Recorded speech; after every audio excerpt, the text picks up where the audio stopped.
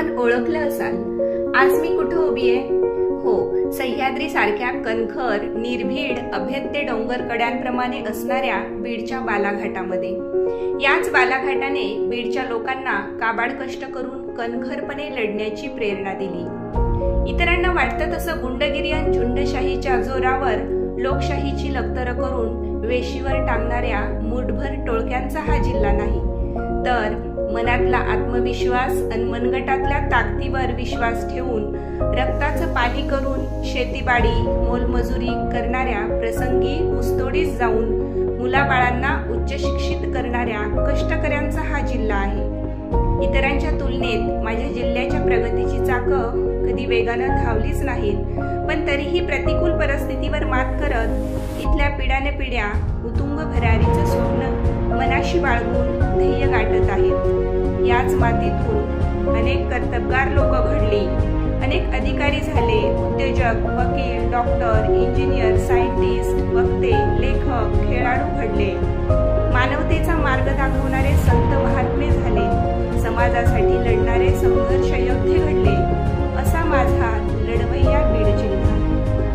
माणसाला त्याच्या कर्मभूमीचा जेवढा अभिमान असतो, तेवढाच आदर, जिव्हाळा जन्मभूमीविषयी देखील असतो।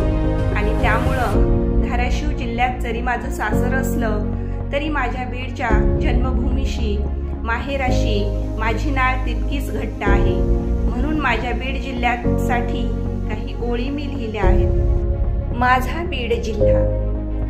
नराधमानी इथे घातला माणुसकीवर घाला, तरी न चुकला कधी न रुकला माझा बीड जिल्हा। वारकऱ्यांची धारकऱ्यांची इथली पावनभूमी, मार्ग दाविला मानवतेचा ते पुरुषोत्तम व्यंकट स्वामी। चैतन्य जागवी नसा नसात ते बिंदुसरेचे पाणी, इथे गाजली इथे रुजली कवी मुकुंदराजाची वाणी। सह्याद्रीचा जपे वारसा बालाघाट हो माझा, इथे कडे कपारी नाद गर्जतो जय जय शिवाजी राजा।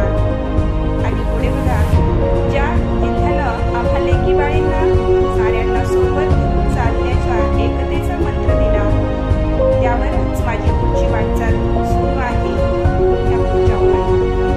या मातीची संस्कार शिदोरी करी साऱ्यांना एक, धाराशिवच्या नांदे सासरी बीड जिल्ह्याची लेक। कष्टकऱ्यांचा शेतकऱ्यांचा माणुसकीचा अभेद किल्ला, लावू परतून सारे हल्ले माझा लढवय्या बीड जिल्हा, माझा लढवय्या बीड जिल्हा। व्हिडिओ आवडल्यास लाईक आणि सबस्क्राईब करायला विसरू नका। धन्यवाद।